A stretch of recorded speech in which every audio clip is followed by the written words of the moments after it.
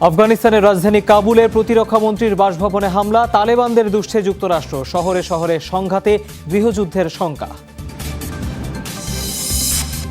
6 মাস পর মার্কিন মুলুকে আবারও করোনার ভয়াল রূপ, যুক্তরাষ্ট্রের প্রথম শহর হিসেবে নিউ ইয়র্কে ভ্যাকসিন নেয়ার বাধ্যবাধকতা জারি। অন্তত 11 সহকর্মীকে যৌন হয়রানি করেছেন নিউ ইয়র্কের গভর্নর কুমো, প্রতিবেদন অ্যাটর্নি জেনারেলের, সরে যেতে বললেন প্রেসিডেন্ট বাইডেন।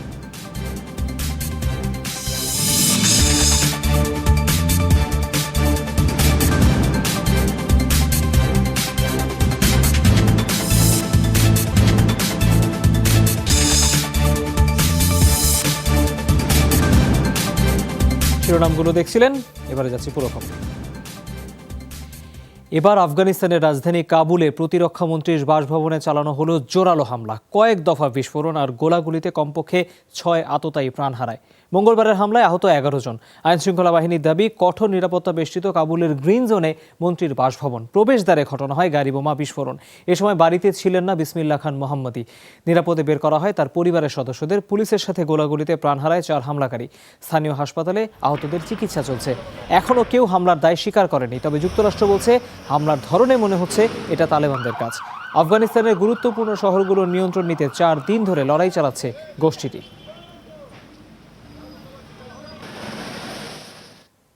এদিকে একের পর এক শহরে তালেবানের হামলার কারণে আফগানিস্তানে গৃহযুদ্ধ শুরুর আশঙ্কা যুক্তরাষ্ট্রের। দিয়েছে বিমান হামলার মাধ্যমে আফগান বাহিনীকে সহযোগিতার আশ্বাস। জোরালো প্রতিরোধের পরও হেলমান্দ প্রদেশের রাজধানী লস্করগাহ দখলের দ্বারপ্রান্তে তালেবান। শহরটিতে আফগান কমান্ডারের সতর্কতা, তালেবান জয়ী হলে হুমকিতে পড়বে গোটা বিশ্বের নিরাপত্তা। দক্ষিণাঞ্চলীয় প্রদেশ হেলমান্দের 10টি জেলার 9টি তালেবানের নিয়ন্ত্রণে। প্রদেশের রাজধানী লস্করগাহের ভেতরেও ঢুকে পড়েছে তারা। তবে শহরের দখল ধরে রাখতে মরিয়া আফগান বাহিনী। চলমান সংঘাতের জন্য অনেকেই দায়ী করছেন হঠাৎ মার্কিন সেনা প্রত্যাহারকে। পেন্টাগন বলছে নিজেদের নিরাপত্তা নিশ্চিত করতে হবে আফগান বাহিনীকেই। তবে বিমান হামলার মাধ্যমে সহযোগিতা করবে যুক্তরাষ্ট্র। তালেবান আগ্রাসন থেকে কিভাবে দেশ, জাতি ও জনগণকে রক্ষা করবে সেটা একান্তই আফগান নিরাপত্তা বাহিনীর ব্যাপার। আমরা শুধু বিমান অভিযানের মাধ্যমে সহযোগিতা করতে পারি। দেশটির কোথায় কখন বিমান হামলা চালালে আফগান বাহিনীর জন্য সুবিধা হবে সেটা বোঝার সক্ষমতা, সামর্থ্য দুটোই আছে যুক্তরাষ্ট্রের। একের পর এক শহরে সংঘাত ছড়ানোয় আফগানিস্তানে গৃহযুদ্ধের আশঙ্কাও জানিয়ে রেখেছে ওয়াশিংটন। এখনও জোর দিচ্ছে আলোচনার উপর।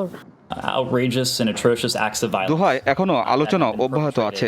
তালেবান যদি নিজেদের প্রতিশ্রুতি না রাখে তাহলে আন্তর্জাতিকভাবে একঘরে হবে। এমন আচরণে নিজ দেশে জনগণেরও সমর্থন হারাবে তারা। এই অবস্থা চলতে থাকলে গৃহযুদ্ধেই গড়াতে পারে দেশটির পরিস্থিতি, যেটা আমাদের জন্য মূল উদ্বেগের বিষয়। গ্রাম ও সীমান্ত এলাকায় অনেকটা বিনা বাধায় জয়ী হলেও শহরে তীব্র লড়াইয়ের মুখে পড়তে হচ্ছে তালেবানকে। সর্বাত্মক লড়াই করছে আফগান বাহিনী। তারা বলছে কেবল আফগানিস্তান নয়, সারা বিশ্বের নিরাপত্তার জন্যই প্রতিহত করতে হবে তালেবানকে। এটা শুধু আফগানদের যুদ্ধ নয়, কাবুল তালেবানদের দখলে গেলে সারা বিশ্বের নিরাপত্তায় প্রশ্নবিদ্ধ হবে। কারণ সশস্ত্র দলটিকে সমর্থন যোগায় অন্যান্য দেশের কট্টরপন্থীরা। তাদের বিজয় নিশ্চিত হলে ইউরোপ, আমেরিকায় উগ্রপন্থা ছড়িয়ে পড়বে, হুমকিতে পড়বে বৈশ্বিক নিরাপত্তা। জাতিসংঘের হিসাবে লস্করগাহে 4 দিনের সংঘাতে প্রাণ গেছে কমপক্ষে 40 বেসামরিক নাগরিকের। স্থানীয়দের দাবি প্রকৃত সংখ্যা আরও বেশি। মৌলি ইসলাম, যমুনা নিউজ। আফগানিস্তানে অস্থিরতার মধ্যে দেশটির সীমান্তে দ্রুত কাঁটাতারের বেড়া দিচ্ছে পাকিস্তান। এরই মধ্যে দুই দেশের মধ্যকার সীমান্তের 90% এলাকায় বেড়া তৈরি শেষ। চলতি বছরই বাকি কাজ শেষ হবে বলে জানিয়েছে কর্তৃপক্ষ। পাকিস্তান সেনাবাহিনীর তত্ত্বাবধানে চলছে এই নির্মাণ কাজ। 2600 কিলোমিটার দীর্ঘ এই সীমান্ত বেড়া তৈরির কাজ শুরু হয় 2017 সালে। মূলত আফগানিস্তান থেকে উগ্রপন্থী এবং আশ্রয় প্রার্থীদের ঢল ঠেকাতেই এই উদ্যোগ নেওয়া হয়। প্রায় 13 ফুট উচ্চতার এসব বেড়া কংক্রিট এবং তারকাটা দিয়ে তৈরি। পাশাপাশি থাকবে ক্লোজ সার্কিট ক্যামেরা। শুরু থেকেই এই সীমান্ত বেড়া নির্মাণের বিরোধিতা করে আসছে আফগানিস্তান সরকার।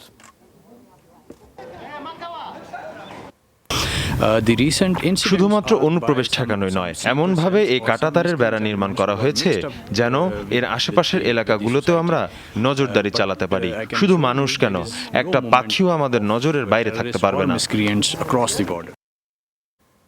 বিশ্বজুড়ে ২০ কোটি ছাড়ালো করোনা ভাইরাসের সংক্রমণ শনাক্তের সংখ্যা। মোট প্রাণহানি ৪২,৬০,০০০-এর কাছাকাছি। এক মাস পর আবারও দিনে ১০,০০০-এর মতো মৃত্যু দেখল বিশ্ব। দৈনিক প্রাণহানির দিক থেকে এখনও শীর্ষে ইন্দোনেশিয়া। মঙ্গলবারও দেশটিতে ১৬০০-র মতো মানুষ মারা গেছেন করোনায়। নতুনভাবে ৩৪,০০০-এর মতো মানুষের দেহে শনাক্ত হয়েছে ভাইরাসটি। দ্বিতীয় অবস্থানে ব্রাজিল। লাতিন দেশটিতে এদিন মৃত্যুবরণ করেন ১২৩৮ জন। অবশ্য দৈনিক সংক্রমণ শনাক্তের সবার উপরে যুক্তরাষ্ট্র। ফেব্রুয়ারি মাসের পর একদিনে লাখের বেশি মানুষের দেহে মিলল করোনা। প্রাণ হারান ৫১৬ জন। স্বাস্থ্যবিদদের সংখ্যা ডেল্টা ভ্যারিয়েন্টের কারণেই বিস্তার বাড়ছে। এদিন রাশিয়ায় ৭৮৮, ভারতে ৫৬১ ও দক্ষিণ আফ্রিকায় ৫৫৫ জনের মৃত্যু হয় করোনা ভাইরাসে। করোনার টিকা না নিলে রেস্টুরেন্ট, জিম বা সিনেমা হলে যেতে পারবেন না নিউ ইয়র্কের বাসিন্দারা। এসব প্রতিষ্ঠানের কর্মীদেরও টিকা নিতে হবে। ভ্যাকসিন নিশ্চিত করার জন্য নতুন এই নীতি নিয়েছে নিউ ইয়র্ক। টিকার প্রমাণপত্র না থাকলে ১৩ সেপ্টেম্বর থেকে অনেক জায়গায় প্রবেশাধিকারই মিলবে না। যুক্তরাষ্ট্রের প্রথম শহর হিসেবে এমন বাধ্যবাধকতা জারি করল নিউ ইয়র্ক। যুক্তরাষ্ট্রে ফ্লোরিডা সহ বিভিন্ন অঙ্গরাজ্যে আবারও বাড়ছে করোনার বিস্তার। আশঙ্কা আছে মহামারীর তৃতীয় ঢেউয়ের। তাই আগেভাগেই সতর্ক অবস্থানে থাকতে চায় দেশটির বাণিজ্যিক প্রাণকেন্দ্র নিউ ইয়র্ক। ফের লকডাউনে না পড়তে জোর দেওয়া হচ্ছে টিকাদানের উপর। মঙ্গলবার টিকা নিয়ে নতুন নীতি ঘোষণা করেন নিউ ইয়র্কের গভর্নর। জানান, রেস্তোরাঁ, বার, জিম, সিনেমা হলে যেতে হলে টিকা নেয়ার প্রমাণপত্র দেখাতে হবে। এসব প্রতিষ্ঠানের সব কর্মকর্তা কর্মচারীরও ভ্যাকসিন বাধ্যতামূলক। যারা বাইরে অবস্থান করবে বা কাজের সাথে সম্পৃক্ত থাকবে তাদের সবাইকে ভ্যাকসিন নিতে হবে। ভ্যাকসিন ছাড়া কেউই রেস্তোরাঁ বা বারে কাজ করতে পারবে না। এমনকি যারা খেতে যাবে তাদেরকেও টিকা নেওয়া থাকতে হবে। ব্যবসায়িক সুবিধার্থেই সবাইকে এটা মেনে চলতে হবে। এছাড়া সরকারি পরিবহন ব্যবস্থায় জড়িতদের বাধ্যতামূলকভাবে ভ্যাকসিন নিতে হবে। আগামী সপ্তাহেই শুরু হবে এ কর্মসূচি। নিউ ইয়র্কের মেয়র জানিয়েছেন, টিকা না নিলে ১৩ সেপ্টেম্বরের পর অনেক সেবা থেকে বঞ্চিত হবেন বাসিন্দারা। টিকাকে নিউ ইয়র্ক পাসের সাথেও তুলনা করছেন তিনি। ইনডোর সেবা পেতে অন্তত ১ ডোজ টিকা নেয়ার প্রমাণ দেখাতে হবে। এটাই নিউ ইয়র্ক পাসের চাবিকাঠি। এই চাবি থাকলে সব দরজাই আপনার জন্য খোলা। আর ভ্যাকসিন না থাকলে আপনাকে অনেক জায়গায় ঢুকতে দেওয়া হবে না। সবার নিরাপত্তার জন্যই এই নীতি জরুরি। গেল বছর করোনা মহামারীর অন্যতম হটস্পট ছিল নিউ ইয়র্ক শহর। নগরীর বয়স্ক জনগোষ্ঠীর ৬৬% টিকা নিয়েছেন। তবে অনেকের মধ্যেই এখনও অনীহা আছে টিকার ব্যাপারে। এর আগে ফ্রান্স সহ ইউরোপের কয়েকটি দেশ নাগরিক সুযোগ সুবিধার জন্য টিকাদান বাধ্যতামূলক করে। তবে এর বিরোধিতায় বিক্ষোভ হয়েছে অনেক শহরে। মৌলি ইসলাম, যমুনা নিউজ। ইন্দোনেশিয়ার হাসপাতালগুলোতে চিকিৎসক সহ স্বাস্থ্যকর্মীর তীব্র সংকট দেখা দিয়েছে। সীমিত জনবল দিয়েই চলছে করোনা রোগীর সেবা। চাপ বাড়তে থাকায় হিমশিম অবস্থা চিকিৎসকদের। ডিউটি করতে হচ্ছে দীর্ঘ সময়। ডাক্তাররা বলছেন, দেশকে পুরোপুরি করোনামুক্ত না করা পর্যন্ত তারা দমে যেতে চান না। পাশাপাশি সবাইকে বিধিনিষেধ মেনে চলার আহ্বান জানিয়েছেন তারা। করোনা আক্রান্ত হওয়ার 2 সপ্তাহের মাথায় আবারও রোগীর সেবায় নেমে পড়েছেন ইন্দোনেশিয়ার এই চিকিৎসক। কারণ দেশটির প্রতিটি হাসপাতালেই স্বাস্থ্যকর্মীর তীব্র সংকট। শরীর দুর্বল থাকলেও রোগীর চাপে বিশ্রাম নেয়ার সুযোগ মেলেনি তার। আমার যখন করোনা পজিটিভ আসলো, সাথে সাথে এক্স-রে, ব্লাড টেস্ট সহ শরীরের যাবতীয় পরীক্ষা করিয়ে নিয়েছি। যখন দেখলাম সবকিছু স্বাভাবিক আছে, তখন বাসা থেকেই চিকিৎসা নিয়েছি। আমার মনে হয় এত রোগী জায়গা পাচ্ছে না, সেখানে শুধু শুধু হাসপাতালে কেন থাকবো। সুস্থ হয়ে আবার ফিরেছি কাজে, তবে অল্পতেই ক্লান্ত হয়ে যায়। প্রতিটি হাসপাতালে আসনের তুলনায় কয়েক গুণ বেশি রোগী ভর্তি রয়েছে। তাদের সেবায় দিনরাত কাজ করতে করতে হাঁপিয়ে উঠছেন স্বাস্থ্যকর্মীরা। প্রত্যেককে ডিউটি করতে হচ্ছে প্রায় দ্বিগুণ সময়। অনেক চিকিৎসক ও স্বাস্থ্যকর্মীরা করোনা রোগীর সেবা দেয়ায় আতঙ্কে পরিবারের কাছেও যেতে পারছে না। 24 ঘন্টাই কাটছে হাসপাতালে। গত বছরের চেয়ে কয়েক গুণ বেশি কাজ করতে হচ্ছে আমাদের, কারণ জানুয়ারি ফেব্রুয়ারি থেকে প্রতিদিনই রোগীর সংখ্যা বাড়ছে। প্রত্যেক শিফটে এত কাজের চাপ যেন খাওয়ার সময় পর্যন্ত পাই না, কারণ একজন স্বাস্থ্যকর্মী হয়ে কখনো রোগীদের আহাজারি সহ্য করতে পারি না। তবে পুরোপুরি দেশ করোনামুক্ত না হওয়া পর্যন্ত হাল ছাড়বেন না বলে জানিয়েছেন এসব চিকিৎসকরা। দেশটিতে করোনায় এখন পর্যন্ত 1200-র বেশি স্বাস্থ্যকর্মীর মৃত্যু হয়েছে, যার মধ্যে 6 শতাধিক চিকিৎসক। অমিত হাসান রবিন, যমুনা নিউজ। বিশ্বের 65টি দেশকে 11 কোটি ডোজ করোনা ভ্যাকসিন দিয়ে সহযোগিতা করেছে যুক্তরাষ্ট্র। মঙ্গলবার প্রেসিডেন্ট জো বাইডেন এই তথ্য নিশ্চিত করেন। হোয়াইট হাউসের এক সংবাদ বিবৃতিতে প্রেসিডেন্ট বলেন, বিশ্বকে সুরক্ষায় এটা যুক্তরাষ্ট্রের উদ্যোগ।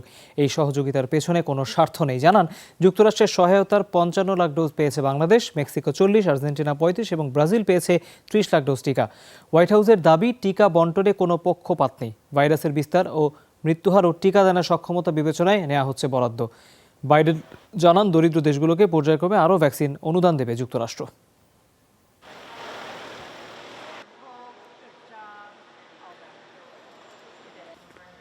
We have shipped over 110 million doses to 65 nations. বিশ্বের 65 দেশে 11 কোটি করোনা ভ্যাকসিন ডোজ সহযোগিতা দিয়েছে যুক্তরাষ্ট্র। জাতিসংঘের হিসাব অনুসারে বিশ্বজুড়ে যে 24টি দেশ টিকা সরবরাহ করছে, তাদের সমবেত উদ্যোগের থেকেও সংখ্যাটা বেশি। যুক্তরাষ্ট্রের তরফ থেকে বিনামূল্যে দেওয়া হচ্ছে এসব ভ্যাকসিন, বিক্রি করছি না আমরা। এর সাথে কোনো চাহিদা বা শর্ত যুক্ত নেই। মহামারী থেকে প্রাণ রক্ষাই আমাদের মূল লক্ষ্য। অন্তত 11 জন সাবেক ও বর্তমান নারী সহকর্মীকে যৌন হয়রানি করেছেন নিউ ইয়র্কের গভর্নর অ্যান্ড্রু কুমো। 5 মাস তদন্তের পর বিস্ফোরক এই তথ্য দিয়েছেন রাজ্যের অ্যাটর্নি জেনারেল। তিনি বলেছেন, অযাচিত স্পর্শ, চুম্বনের মাধ্যমে আইন ভঙ্গ করেছেন কুমো। তদন্তে দোষী প্রমাণিত হয় তার পদত্যাগের দাবিতে উত্তপ্ত মার্কিন রাজনীতি। কুমোকে গভর্নর পদ ছাড়ার অনুরোধ জানিয়েছেন খোদ প্রেসিডেন্ট জো বাইডেন। নিউ ইয়র্কের ইতিহাসে অন্যতম জনপ্রিয় গভর্নর অ্যান্ড্রু কুমো দীর্ঘ 11 বছর ধরে রাজ্যের শীর্ষ ব্যক্তি। ডিসেম্বরে হঠাৎ তার বিরুদ্ধে যৌন হয়রানির অভিযোগ তোলেন সাবেক এক সহকর্মী, যার ভিত্তিতে শুরু হয় তদন্ত। 5 মাসের তদন্তে বেরিয়ে এসেছে 63 বছর বয়সী রাজনীতিকের অন্ধকার এক জগৎ। গভর্নর কার্যালয়ের 11 কর্মী জানিয়েছেন হয়রানির শিকার তারা। মঙ্গলবার 165 পৃষ্ঠার প্রতিবেদনে অ্যাটর্নি জেনারেল জানান, নারীদের জন্য গভর্নর অফিস রীতিমতো বিভীষিকা। এ বিষয়ে মুখ খুললে কর্মক্ষেত্রেও পড়তে হয় হয়রানিতে। গভর্নর অ্যান্ড্রু কুমো সাবেক ও বর্তমান নারী সহকর্মীদের বিভিন্ন হয়রানির মাধ্যমে কাজের অস্বাস্থ্যকর পরিবেশ সৃষ্টি করছিলেন। শরীরের স্পর্শকাতর অংশে হাত দিয়ে কিংবা ইঙ্গিতমূলক মন্তব্য করে তিনি নারী সহকর্মীদের উত্ত্যক্ত করতেন। প্রায় 200 জনের জবানবন্দি এবং 74,000-এর বেশি নথি বিশ্লেষণের মাধ্যমে পৌঁছেছি চূড়ান্ত সিদ্ধান্তে। আগে থেকেই হয়রানির অভিযোগ অস্বীকার করে আসা কুমো প্রত্যাখ্যান করেছেন তদন্ত প্রতিবেদন। 3 কন্যার জনকের দাবি, সহানুভূতি, হৃদ্যতা থেকেই জড়িয়ে ধরা বা চুম্বন। নিজের দাবির পক্ষে অনেকগুলো ছবিও প্রকাশ করেছে তার কার্যালয়। গণমাধ্যমের তথ্য আর বাস্তবের সাথে যোজন যোজন পার্থক্য।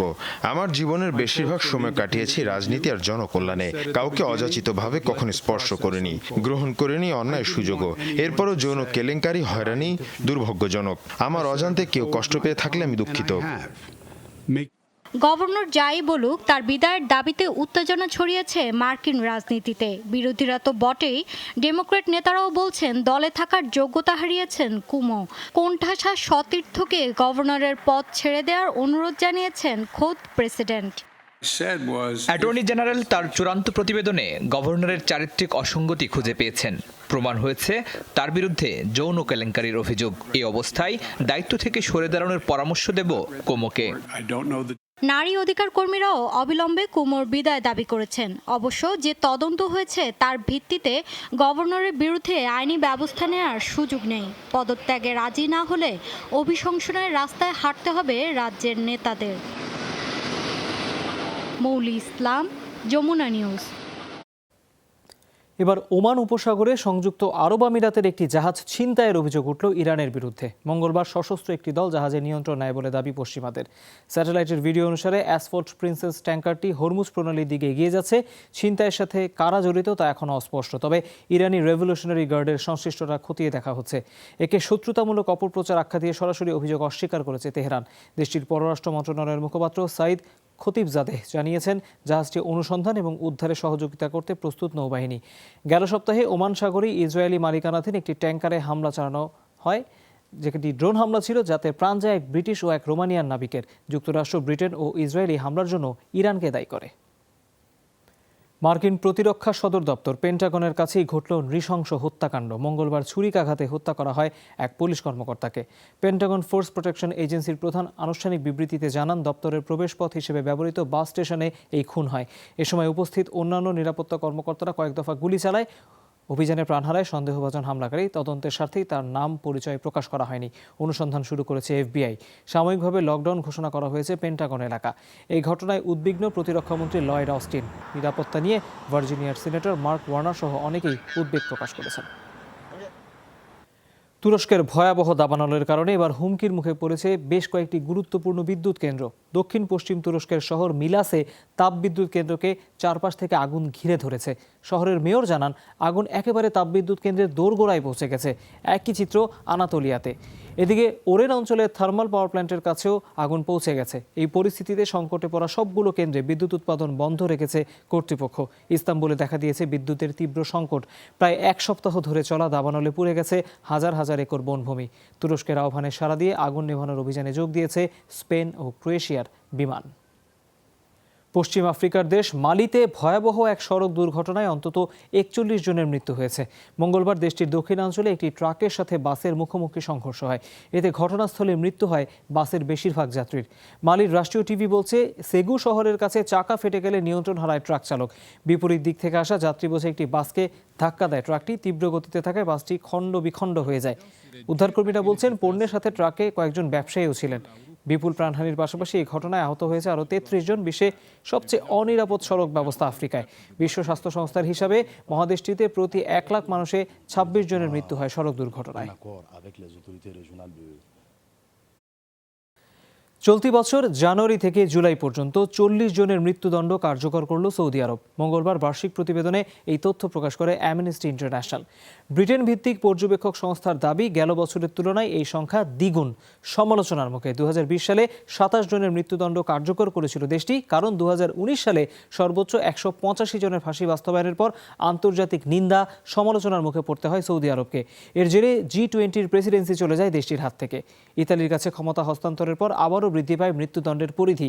অ্যামনেস্টির অভিযোগ, বিচার কার্যক্রম ও সুষ্ঠু নিরপেক্ষ নয়। এছাড়া ফাঁসি কার্যকরের আগে অমানসিক নির্যাতনের মাধ্যমে অপরাধ স্বীকার করানো হয়। দর্শক, যমুনা আইডেস্কের রিপোর্ট, একটি বিরতি নিচ্ছি, ফিরবো কিছুক্ষণের মধ্যে। আমাদের সাথেই থাকুন।